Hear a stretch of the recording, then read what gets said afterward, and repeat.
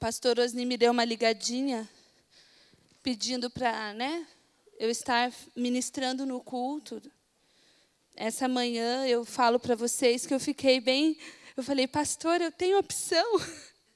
Eu falei, pastor. Ele disse, minha filha, é um grande privilégio.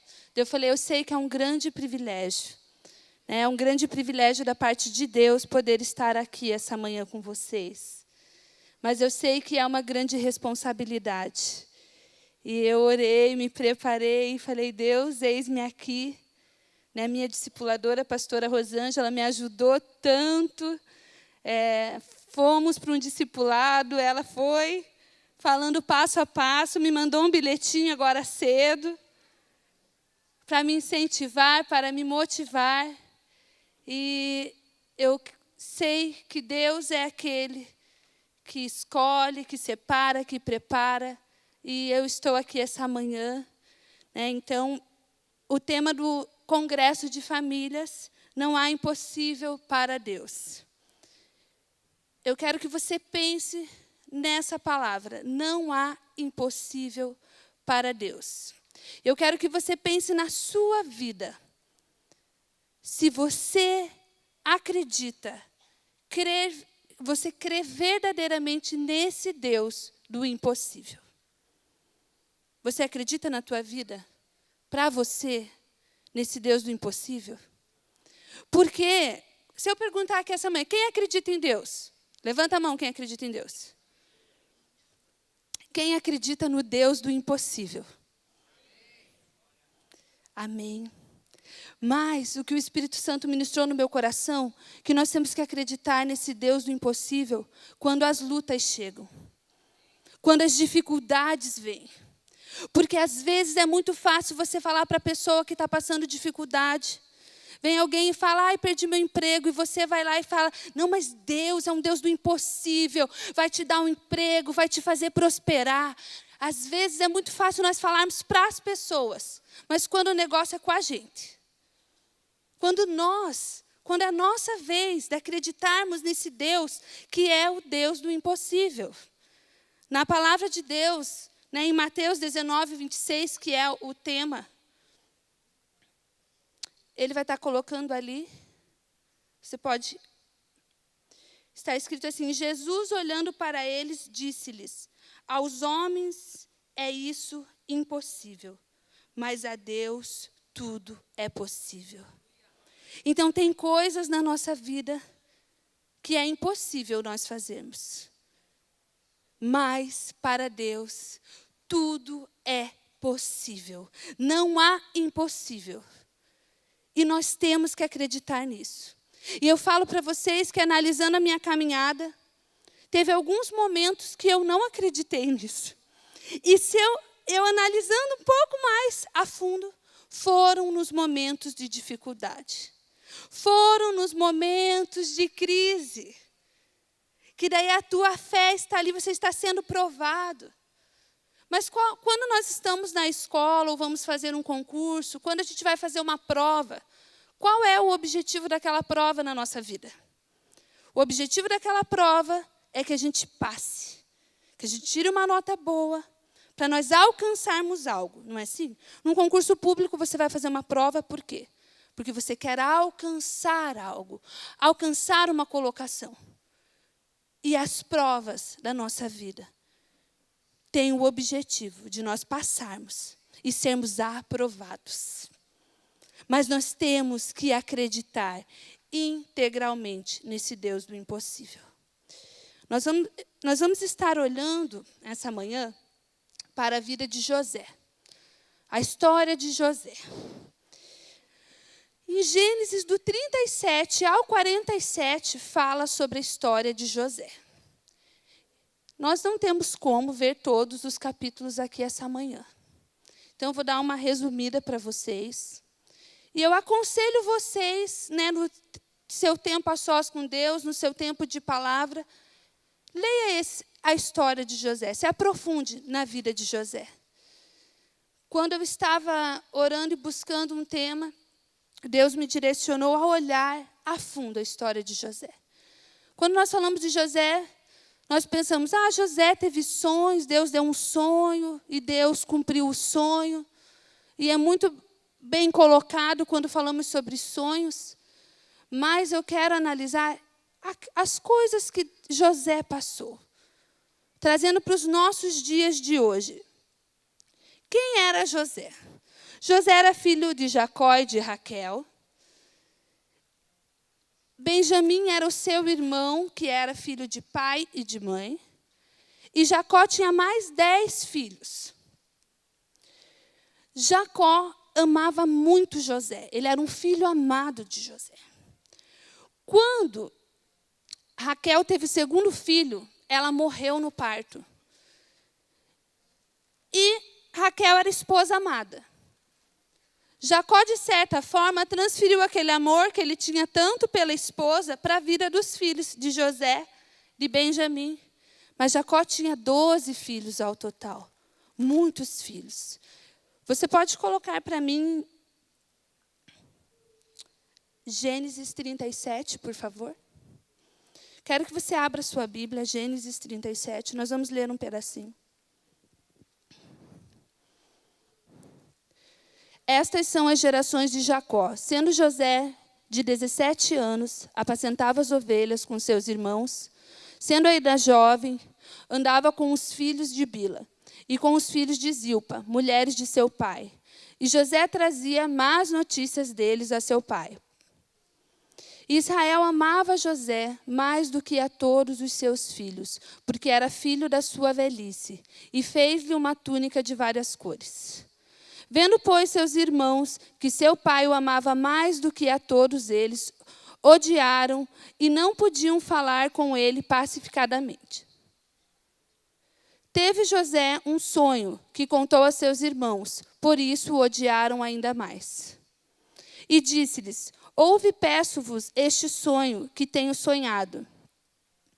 Eis que estávamos atando molhos no meio do campo, e eis que o meu molho se levantava e também ficava em pé. E eis que os vossos molhos o rodeavam e se inclinavam ao meu molho. Então lhe disseram seus irmãos: tu, pois, deveras reinarás sobre nós? Tu deveras terás domínio sobre nós? Por isso ainda mais o odiavam por seus sonhos.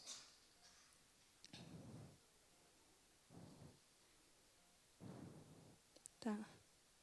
Ali não está aparecendo. E teve José outro sonho, e o contou aos seus irmãos, e disse: eis que tive ainda outro sonho, e eis que o sol e a lua e 11 estrelas se inclinavam a mim. E contando-o a seu pai, a seus irmãos, repreendeu seu pai e disse-lhe: que sonho é este? Que sonho é este que tiveste? Porventura viremos eu e tua mãe e teus irmãos a inclinar-nos perante ti em terra? Seus irmãos, pois, o invejavam. Seu pai, porém, guardava este negócio no seu coração. Amém, até aí. Então, ali você pode ver, José era amado pelo seu pai. Deus tinha dado 2 sonhos para ele. E isso foi um dos motivos também dos irmãos ficarem mais brabos, o odiarem mais.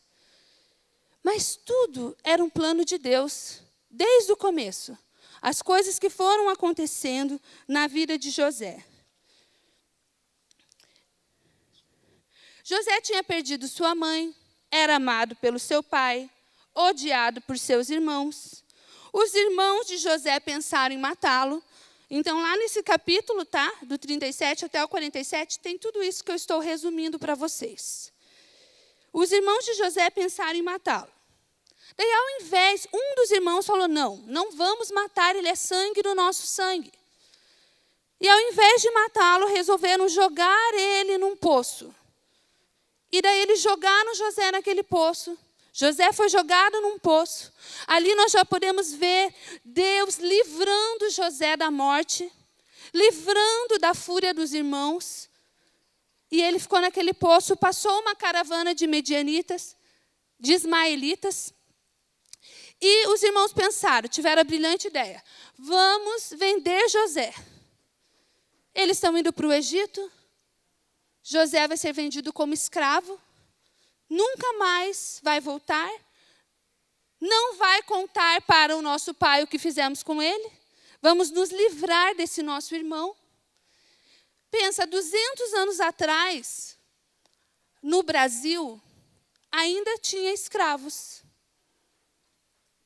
E quem estudou história, né, na escola, estudou que os escravos, eles viviam até uns 20 anos de idade, a maioria morria nessa idade. Porque eles começavam, desde que nasciam, eles eram escravos. E daí eles trabalhavam muito cedo, em condições bem precárias. Um escravo bem capengando durava até os 30 anos, mas era o máximo que ele durava. Pensa agora comigo isso no Brasil. Pensa lá no Egito. Como que era um escravo? Como que ia ser aquele tratamento que José teria? E teve, porque ele foi vendido como escravo. Ele foi para o Egito como escravo.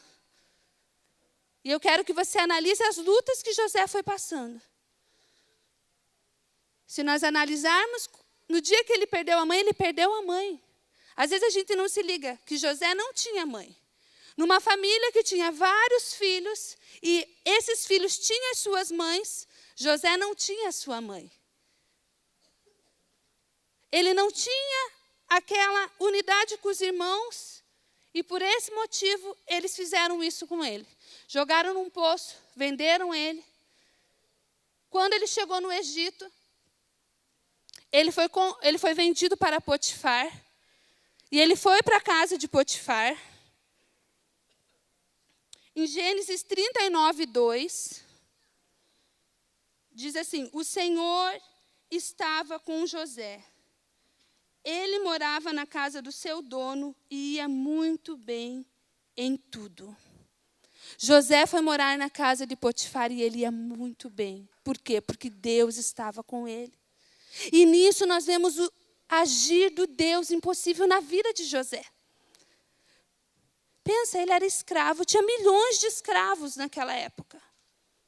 Mas ele foi comprado por Potifar e foi para a casa de Potifar.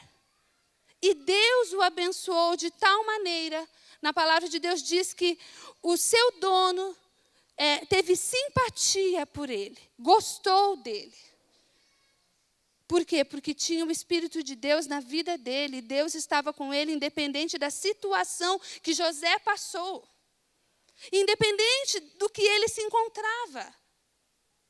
E eu quero que você pense na sua vida. E eu pensei, analisei a minha vida. Alguém já foi jogado num poço? Alguém já foi vendido como escravo? Não. Mas às vezes, por uma coisa tão pequena, nós nos entristecemos e não acreditamos que Deus pode fazer o impossível na nossa vida. Mas José, em tudo, manteve o seu coração diante de Deus. E Deus se mostrou na vida dele como um Deus do impossível, um Deus que livra. Um Deus que livra e Deus livrou. Um Deus que cuida e um Deus que abençoa. E Deus estava abençoando José na casa de Potifar. E Potifar via que tudo ia bem, tudo que José fazia ia muito bem. E ele colocou José cuidando de todos os seus negócios. Tudo na casa, no campo, José que cuidava. E daí a gente pensa, nossa, agora acabou o sofrimento de José. Deus abençoou, viu? Os irmãos venderam, mas ele estava sendo bem sucedido. De repente, a esposa de Potifar ficou de olho em José. E ficou assediando ele, e ele fugindo, porque ele era temente a Deus. E um dia que ela queria que ele cedesse, ele se recusou e ela inventou uma calúnia, uma mentira sobre ele. Ela mentiu que ele quis atacá-la, que ele estava assediando.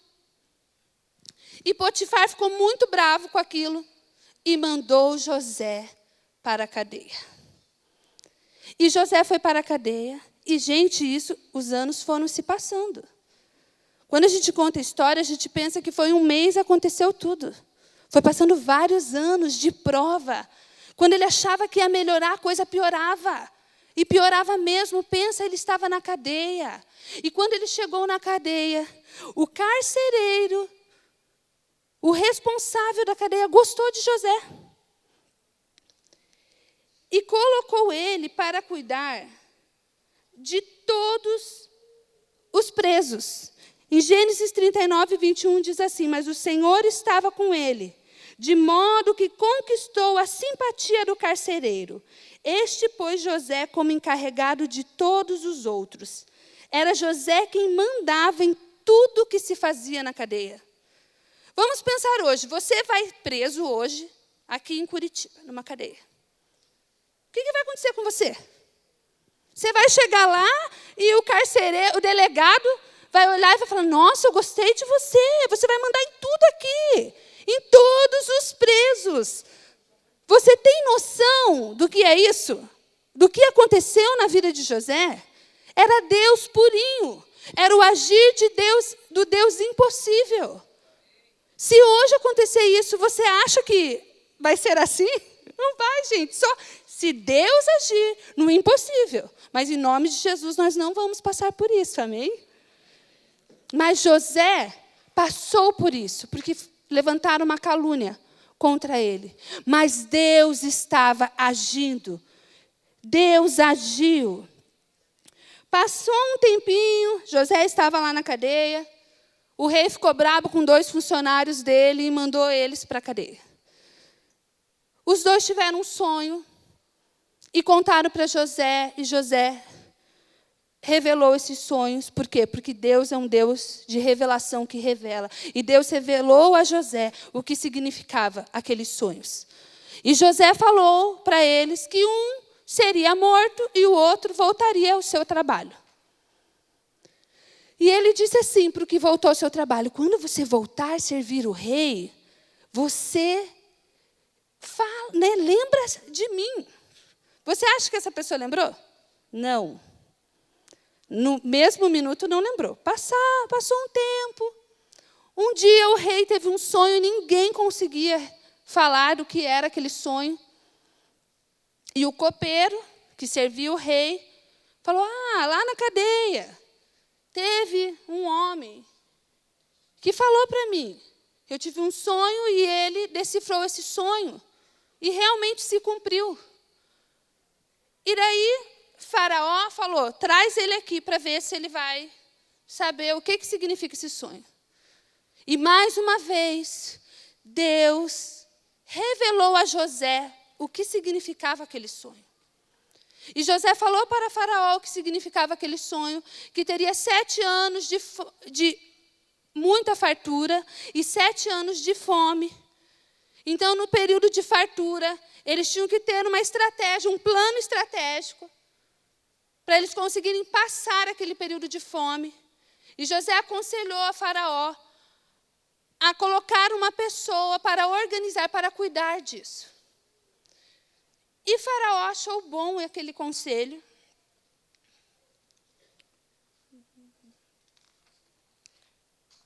O conselho de José agradou ao rei e aos funcionários do rei.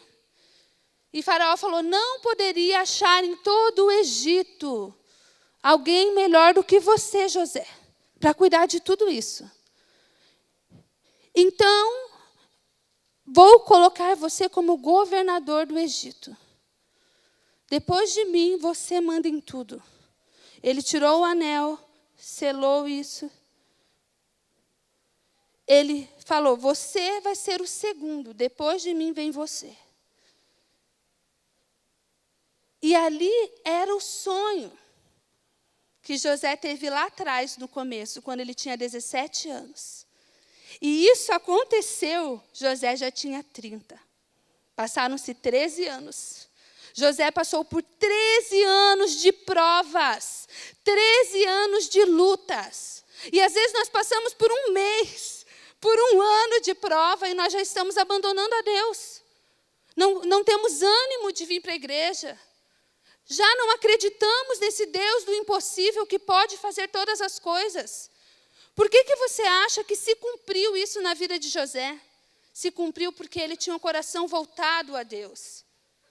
Se cumpriu porque ele sabia a quem ele servia, independente da situação.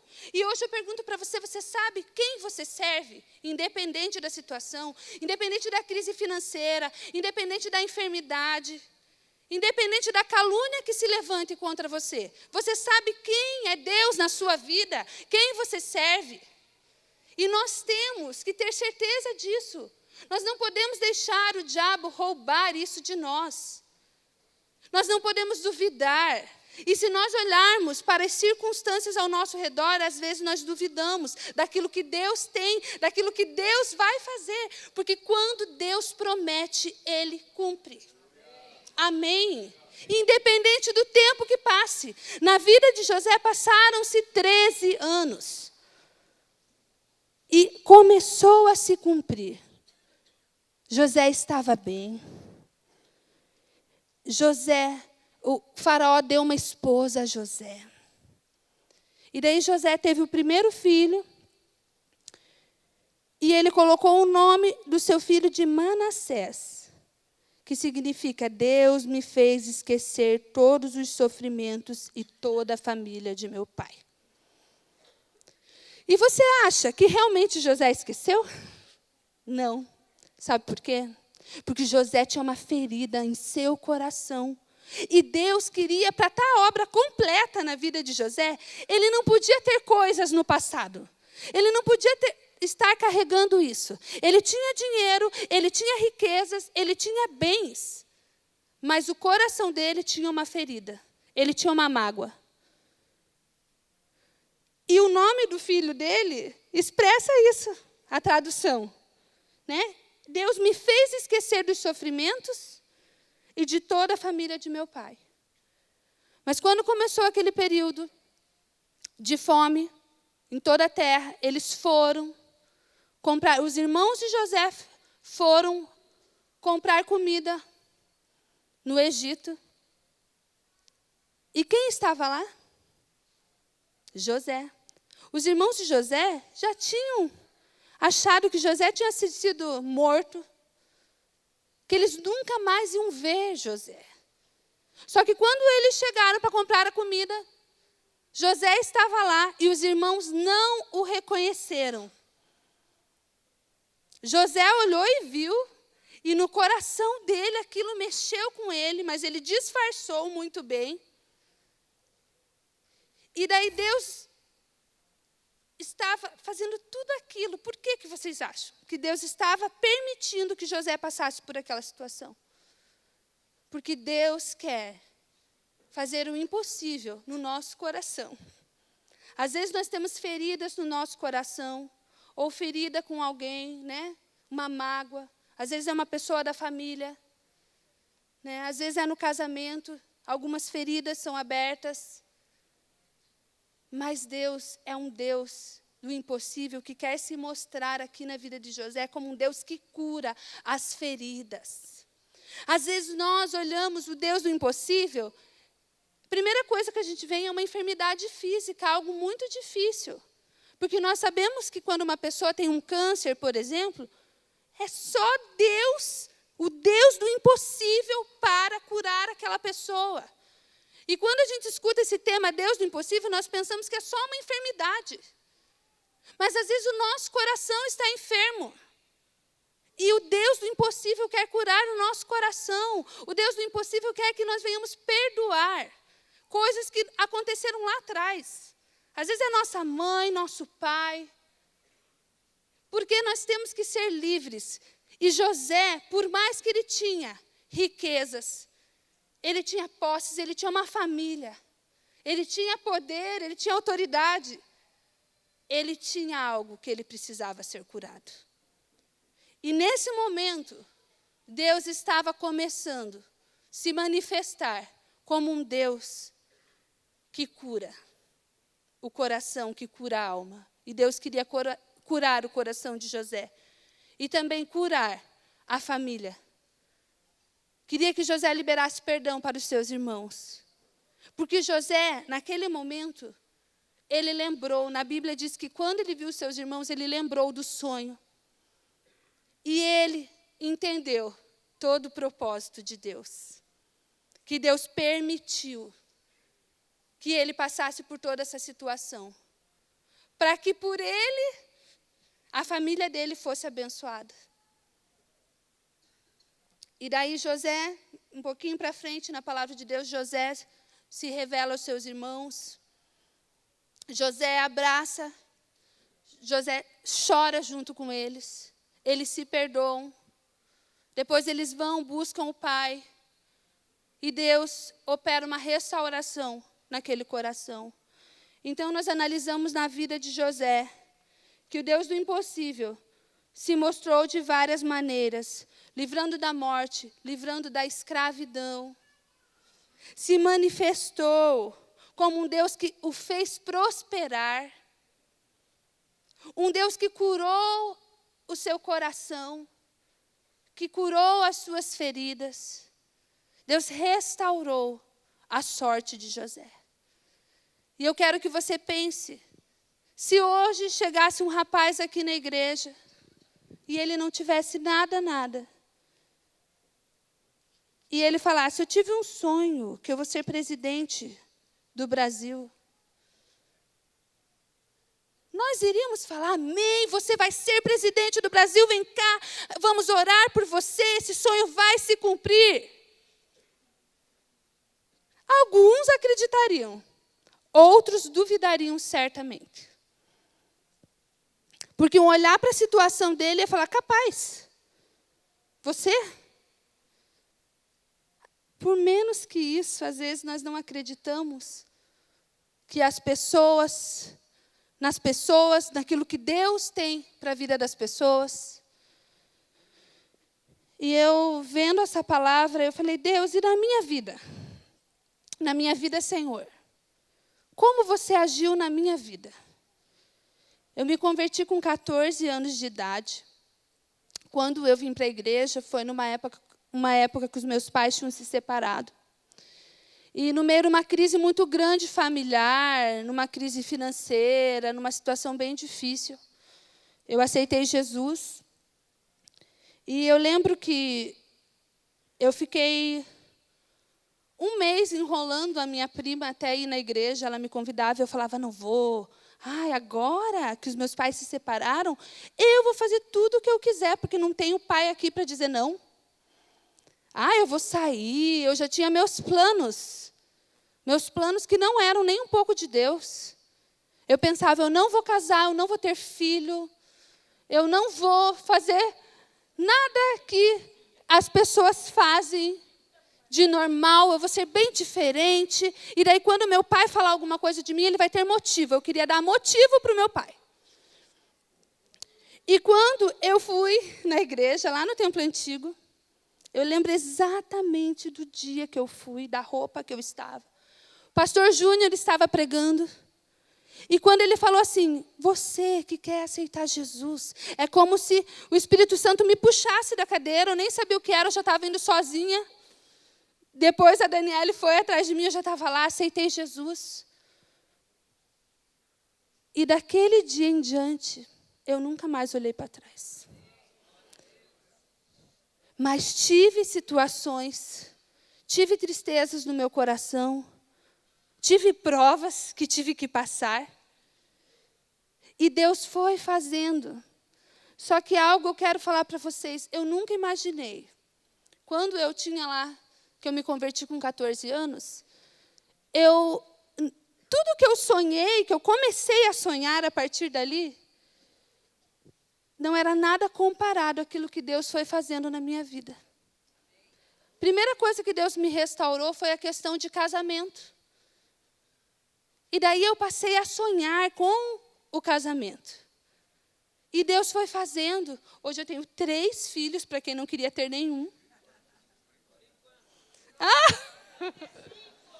Não. Tenho 3 filhos, uma menina de 12 anos, um piazinho de 8 e a Laura de 9 meses. E eu quero falar um pouquinho para vocês a respeito disso. Quando a Isabela veio para a nossa casa, eu orava e eu recebi uma palavra que a Isabela representaria a alegria, a graça de Deus. Que ela seria uma adoradora na nossa casa. E realmente ela é isso na nossa família. Aonde a Isabela está, a gente está rindo. Ela é uma adoradora, ela canta o dia inteiro. Às vezes tem que falar, Isabela, por favor, querida. Estou fazendo a nenê dormir. Ela canta, ela dança, ela adora, ela é amorosa, ela é carinhosa. E eu lembro que eu orava na minha barriga, eu orava por ela assim, Deus, eu quero que todos gostem da Isabela. Eu quero criar uma filha que seja amorosa, que por onde ela passe as pessoas simpatizem com ela. E realmente, aonde ela vai, as pessoas gostam dela. Ela fala com todo mundo, desde pequenininha. Eu perdi ela na igreja porque ela ficava conversando com os irmãos. Daí até achar era difícil. E quando eu fiquei grávida do Dani, eu recebi uma palavra. Eu não sabia o que era. E eu fui no encontro, trabalhar no encontro, e uma irmã veio e falou, é um varão que você espera. E ele vai ser cheio do Espírito Santo, cheio de fogo. E eu falei, amém. E eu recebi aquela palavra. E realmente o Daniel, ele ora, ele é avivado, né? Ele é cheio de fogo, de avivamento em todos os sentidos. Mas algo que Deus moveu, o Daniel gosta muito de óleo de unção. O Hauser, quando tinha livraria, ele sabe, toda vez que eu pisava na igreja, era um dinheiro que o Daniel queria. Eu falei, para quê? Para comprar um óleo. Eu falei, eu acho que o Hauser vendeu todos os óleos para esse piá. Eu falava, Hauser, por favor, eu não sei mais o que eu faço.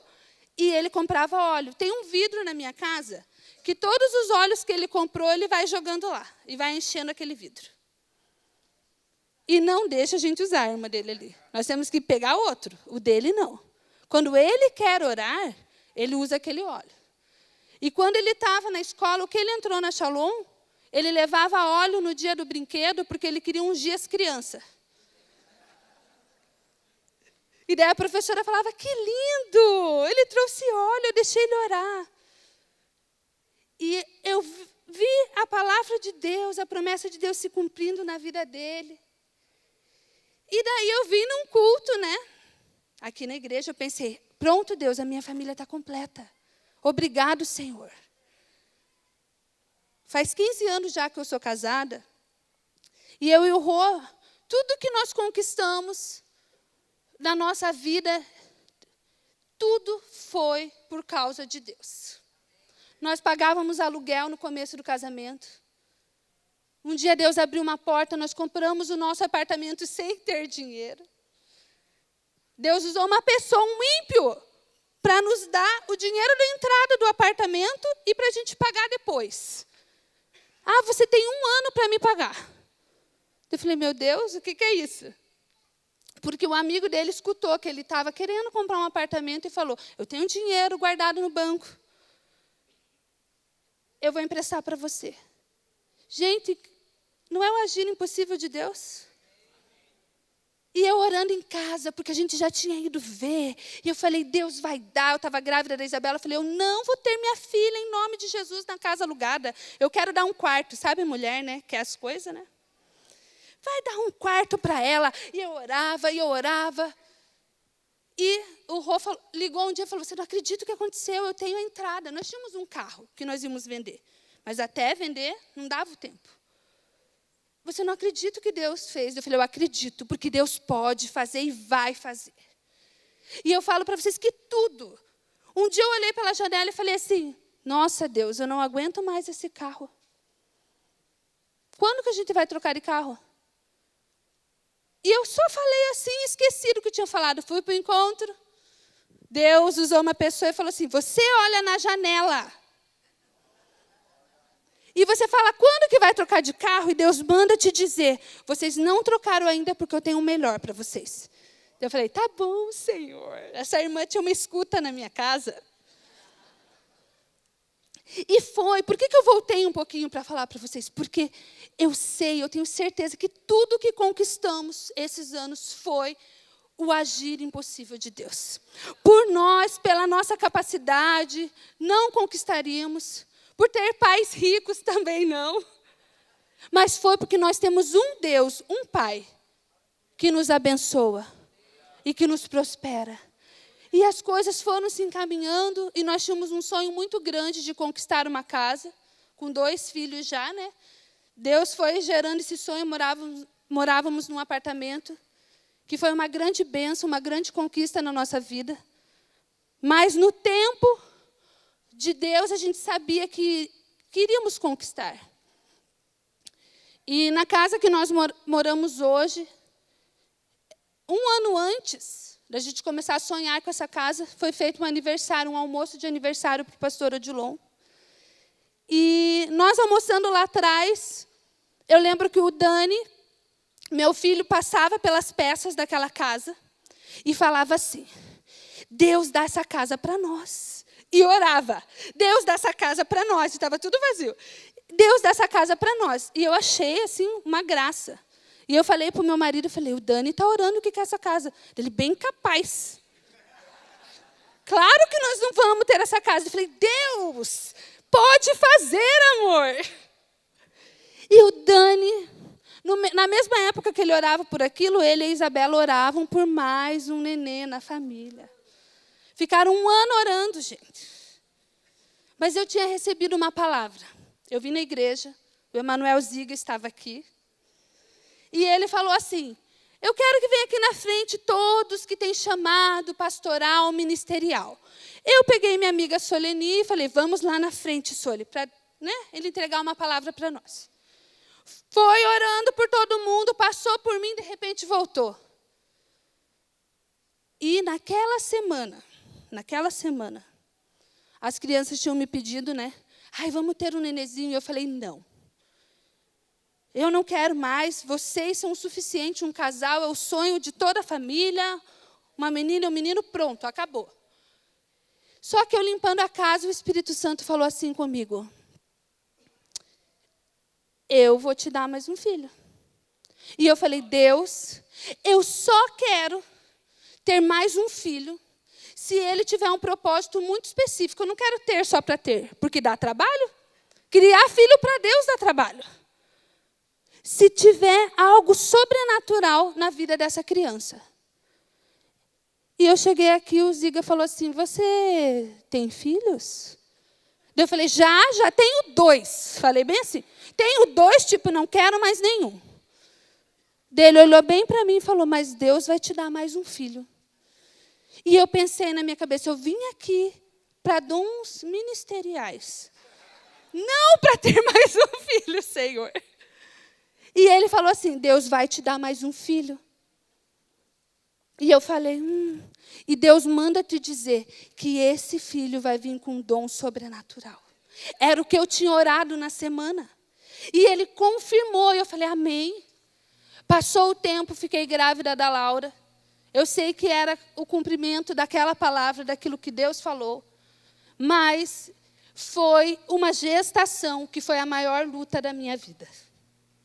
Eu falo para vocês que foi a promessa de Deus, mas eu passei uma gestação muito difícil. Ontem eu estava pensando, Deus, o que você fez por último de impossível na minha vida? E Deus me lembrou do dia que eu fui ganhar ela. Quando eu fui ganhar a Laura no dia, nas semanas, eu comecei a passar muito mal, a minha pressão subiu a gestação inteira. E a gestação inteira a gente já estava naquele clima de tensão, de ter que se cuidar mais. E as crianças tensas por causa daquilo, a minha mãe, o Rô. E eu falava, Deus, você me prometeu essa criança e ela vai nascer e eu vou ficar bem porque eu tenho mais dois filhos. E a professora do Daniel me chamou na escola e falou assim, Ivana, eu perguntei para as crianças qual é o maior sonho delas. E eu fiquei preocupada com o Dani, porque ele respondeu que o maior sonho da vida dele é que você não morra antes dele.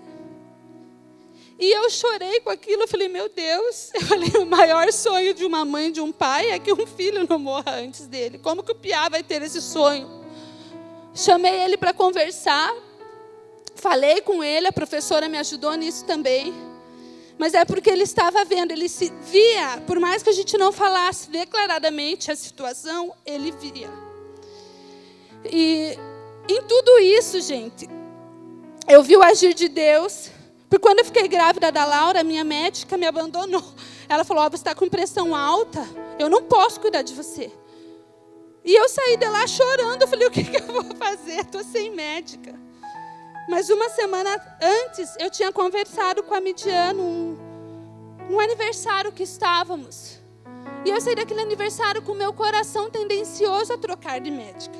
Mas eu nunca ia fazer isso porque já estava há anos com aquela, e eu falei, eu não vou chegar agora, né? Falar, não quero mais você. E quando eu fui na consulta, ela falou, olha, eu vou liberar você. E nisso foi o agir de Deus. Saí de lá, liguei para a Mid. Eu falei, Mid, eu vou ser uma paciente que vai dar trabalho, porque eu estou com pressão alta, você quer cuidar de mim? Ou você quer me indicar algum médico? Até pela proximidade, né? Por a gente ter um contexto de família. Eu falei, se você não quiser, eu entendo. Gente, eu falei isso pelo telefone, eu fui. Por que eu estou falando isso? Porque ontem o Espírito Santo falou, fala da experiência que você teve, que fui eu que fiz isso com você. Eu cheguei no consultório dela. Eu me senti tão amada. Foi algo sobrenatural de Deus. E quando a Midi se formou, eu pensava assim, eu não vou ser paciente dela, que vergonha, né? E quando eu cheguei lá, o Espírito Santo me constrangeu de uma forma, com o amor dela. Eu conheci outra Midian, eu já falei isso para ela. Tinha algo na vida dela que eu sei que era Deus. Porque eu precisava, Deus sabia que eu ia ter uma gestação complicada. Deus sabia que eu precisava de uma pessoa que me acompanhasse todo o tempo. E Deus foi fazendo. No dia que eu fui ganhar, naquela semana, eu comecei a passar mal. Eu comecei a ter aquela síndrome de HELP. Eu estava com 35 semanas de gestação. Por causa da pressão muito alta, da pré-eclâmpsia. É uma ruptura de útero, dá uma disfunção nos órgãos. E eu comecei a ter aquele quadro naquela semana. E a Mid falava para mim, se nós conseguirmos segurar até 37 semanas, será uma bênção. E nós estávamos. E daí a Laura, no dia que a Laura nasceu, foi o dia que eu achei que verdadeiramente eu ia morrer. Eu não conseguia andar de tanta dor, parecia que a minha barriga inteira ia cair, que eu ia morrer. Estava acontecendo algo muito estranho comigo. E quando eu cheguei no consultório, a Midian olhou para mim e ela me conhece, ela sabe que, né, eu sou bem, não sou dodói pelas coisas. Ela falou, vai para o hospital já, daqui a pouco eu se encontro com você. E antes, quando eu fui no pré-parto, eu não conseguia nem andar. Eu orei, eu falei, Deus, eu não sei qual é o teu plano, se o teu plano para mim foi até aqui. Mas eu entrego meus filhos, minha família, tudo aquilo que eu fiz até hoje. E está aqui diante de ti. Eu sei, Deus, que eu podia ter feito melhor. Eu lembro que eu orei, Deus, eu podia ter feito mais. Podia ter orado mais. Podia ter acreditado mais. Podia ter buscado mais, amado mais, abraçado mais, beijado mais. Mas sim, chegou até aqui. Porque eu olhava na cara da Midian e eu vi o desespero dela. Olhava na cara do meu marido, eu vi o desespero dele. Eu falei, eu cheguei até aqui, Deus, e essa criança você me prometeu. E um detalhe, gente, que eu falei para Deus, Deus, se toda essa palavra que eu recebi acerca da vida da Laura é o Senhor, não é engano do meu coração, eu quero que ela nasça com os olhos claros. Eu fiz essa oração antes do bebê nascer. E eu entrei naquela sala de parto. A Mid ligou para o pastor, que o pastor está intercedendo. E eu falo para vocês, que quando a Midian chegou perto de mim e falou assim, agora nós vamos fazer o teu parto. Vai dar tudo certo. Eu vi que era Deus falando através dela. E realmente, gente, eu fiz 3 cesarianas. E essa cesárea foi a melhor que eu tive. Quando anestesiou minhas costas, eu ainda senti aquela dor terrível. Mas depois que tirou o bebê, porque essa síndrome de HELP, assim, tirou o bebê, você começa a melhorar. Daí tem aquele processo. Eu fiquei os 40 dias de dieta me cuidando. Quando tirou o bebê, quando eu fui para o quarto, já tinha passado aquilo, o que era pior. Quando a Laura abriu os olhinhos, os olhos dela são claros. A Laura, eu tenho 2 filhos com os olhos castanhos e os olhos da Laura é claro. Se você ver minha bebê, muita gente não chegou perto ainda. Quando chega, fala: meu Deus, o que é o olho dessa menina? Eu falo: o olho dessa menina é a promessa de Deus. E Deus age. Por que eu estou contando algumas coisas que eu passei? Porque eu sei que tem áreas na tua vida que Deus já agiu no impossível. Mas eu sei que tem áreas que Deus ainda vai agir. Eu quero que você se coloque de pé. Vai estar tocando essa canção. E se você entende que tem algumas áreas da sua vida que você precisa esse agir impossível, esse sobrenatural de Deus. Às vezes é nas tuas finanças que está tão difícil. Às vezes é na tua vida familiar, com a sua esposa, com os seus filhos. Às vezes é uma enfermidade. Às vezes é um perdão que você tem que liberar para alguém. Eu quero que você venha aqui na frente e dê esse espaço. Saia do seu lugar. Vem aqui porque Deus, Ele é o Deus do impossível. Quando tudo diz que não, ou parece que o mar não vai se abrir, sei que não estou só, e o que dizem sobre mim não pode se frustrar.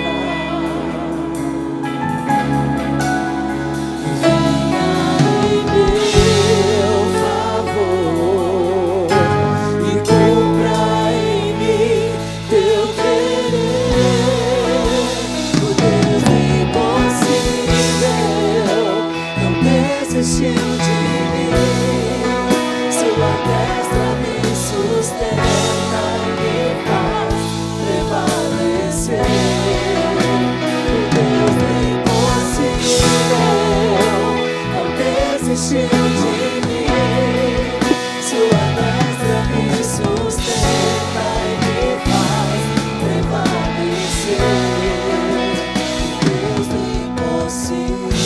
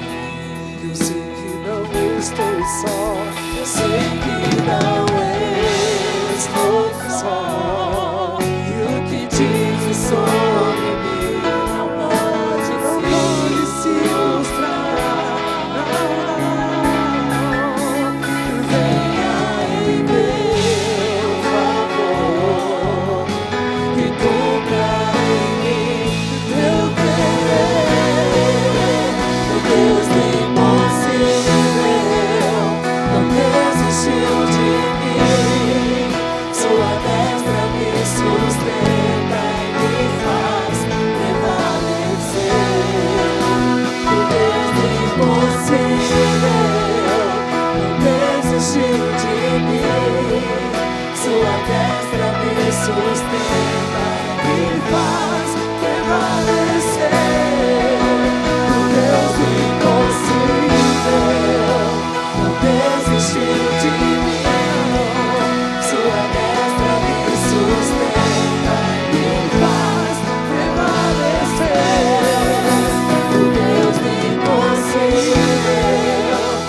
desistiu de mim.